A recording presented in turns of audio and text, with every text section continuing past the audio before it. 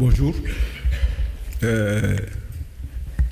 Merci, Neka, d'avoir fait le déplacement, d'avoir accepté de faire le déplacement de Bissau à Rabat.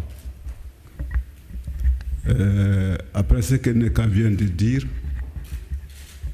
je crois que j'ai très peu de choses à ajouter. Monsieur le ministre,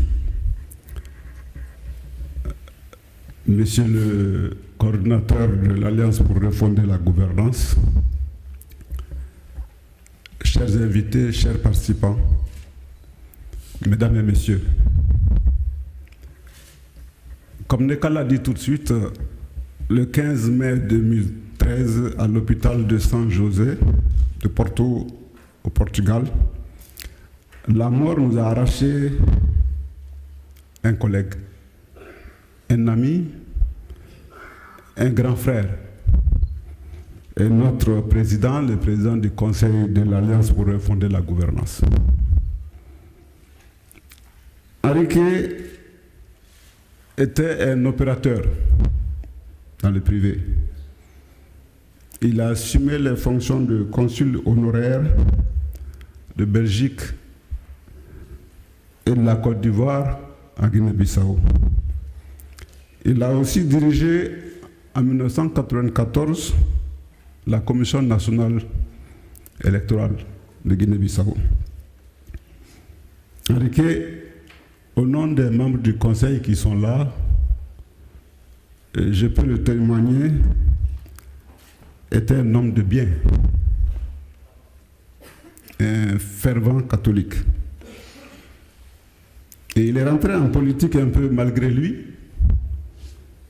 en 2003.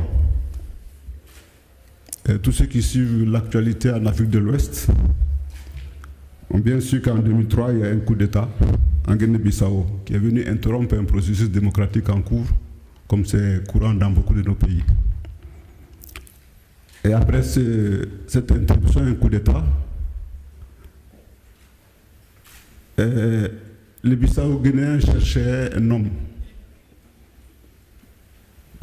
qui réunit autour de lui un minimum de consensus pour diriger une transition. Et cet homme de la société civile,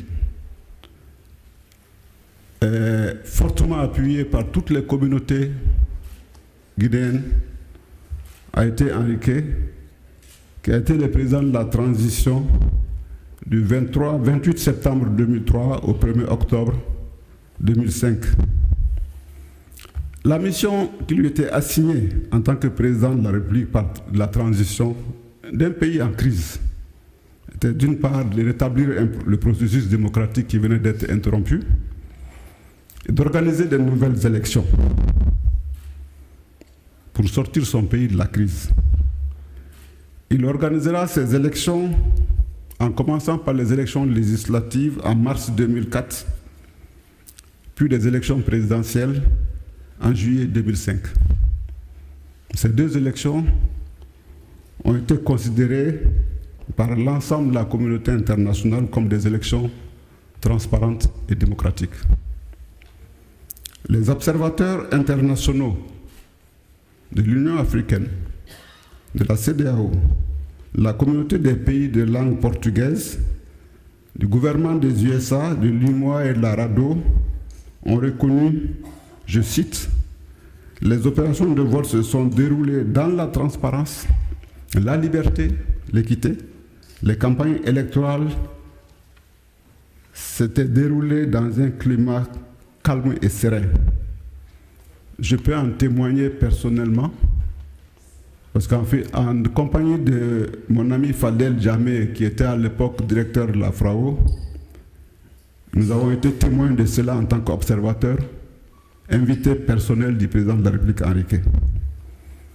Le retour de la Guinée-Bissau à l'économie vaillante et fragilisée par la guerre civile et le trafic de la drogue à la démocratie n'a pas été une partie de plaisir comme vous vous en doutez.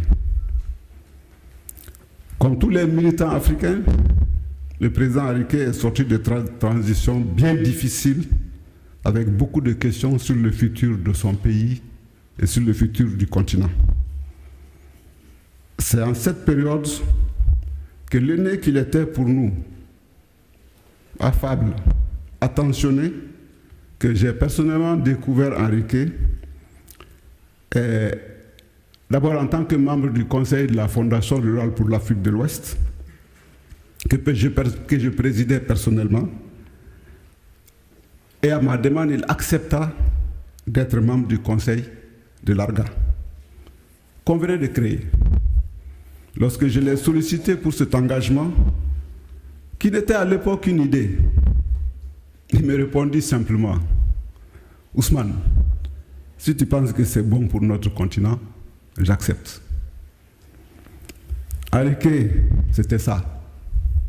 C'est-à-dire un homme simple, un homme de conviction, un militant de l'Afrique, dans la pure tradition de son illustre compatriote, Amilcar Cabral. C'est cet engagement doublé de doutes et de convictions qui ont marqué la période de la transition qu'il a dirigée, et surtout à la sollicitation de nombreux Guinéennes et Guinéens de toutes catégories, et par devoir, il accepta de se porter candidat aux élections présidentielles de 2009 et à celles de 2012, qui a été malheureusement interrompue encore une fois par un coup d'État entre les deux tours. Avant chacune de ces candidatures, au cours des conversations nocturnes que nous avions, parce que les lignes téléphoniques passent très mal entre Bamako, où je réside, et Bissau, il me posait la question presque pour se rassurer. Et moi, il me faisait la gentillesse de me considérer comme un homme avisé.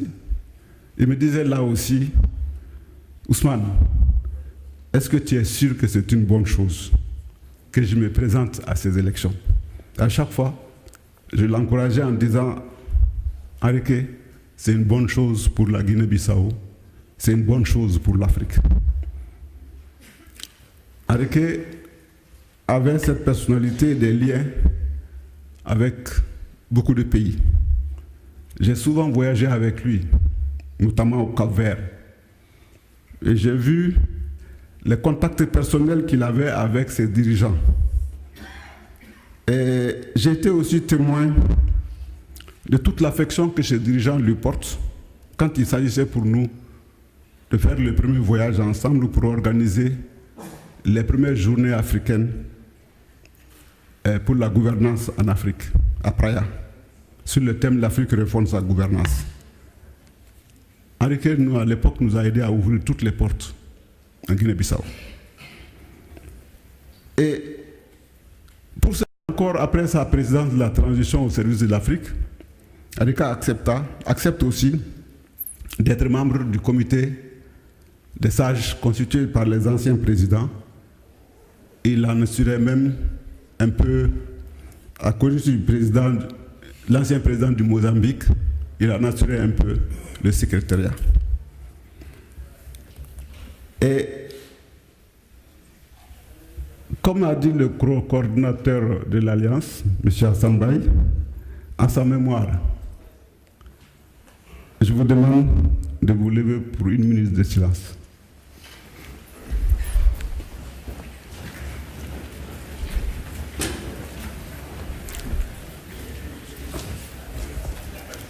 Merci. Merci. Vous pouvez vous asseoir.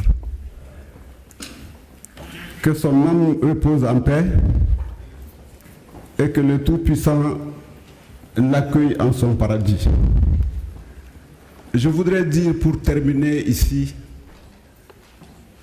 à tous ceux qui nous au roi Ahmed VI, aux autorités marocaines, à tous ceux qui ont accepté de faire le déplacement pour venir à cette rencontre, et sous la surveillance de celui qui nous a quittés, qui n'est pas là aujourd'hui, je voudrais dire que nous prenons l'engagement de continuer cette lutte commune pour le continent. Je vous remercie de votre attention.